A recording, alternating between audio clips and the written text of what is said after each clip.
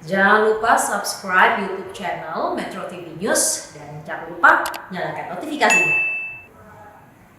Presiden Joko Widodo menyampaikan pidatonya dalam sidang Majelis Umum PBB ke-76 secara virtual.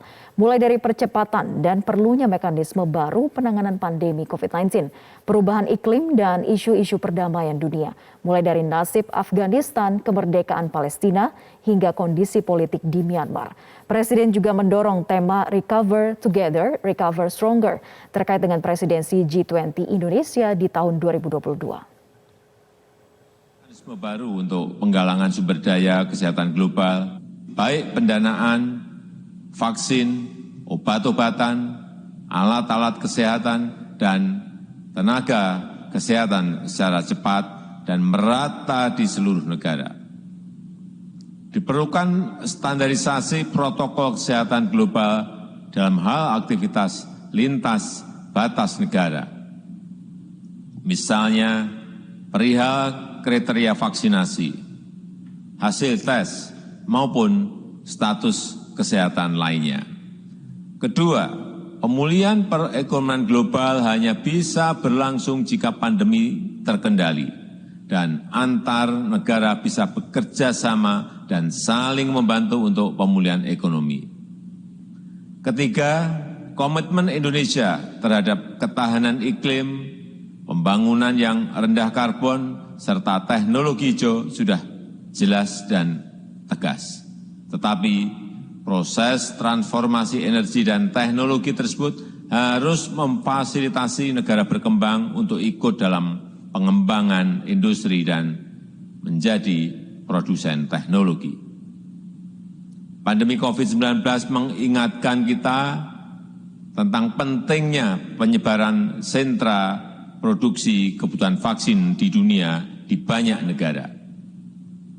Keempat, kita harus tetap serius melawan intoleransi, konflik, terorisme, dan perang. Perdamaian dalam keberagaman, jaminan hak perempuan, dan kelompok minoritas harus kita tegakkan. Potensi praktek kekerasan dan marginalisasi perempuan di Afghanistan, kemerdekaan Palestina yang semakin jauh dari harapan, serta krisis politik di Myanmar harus menjadi agenda kita bersama. Tahun 2022 Indonesia akan memegang presidensi G20 dengan tema besar Recover Together, Recover Stronger. Indonesia akan berupaya agar G20 dapat bekerja untuk kepentingan semua, untuk negara maju dan negara berkembang, utara dan selatan, negara besar dan kecil, negara kepulauan dan pulau-pulau kecil di Pasifik, serta kelompok rentan yang harus diprioritaskan. Inklusivitas adalah prioritas utama kepemimpinan Indonesia. Inilah komitmen Indonesia untuk membuktikan no one left behind. Ekonomi hijau dan berkelanjutan juga akan menjadi prioritas. Pada tahun 2020 Indonesia telah berhasil menurunkan kebakaran hutan sebesar 82% dibanding tahun-tahun sebelumnya. Laju deforestasi turun signifikan, terendah dalam 20 tahun terakhir.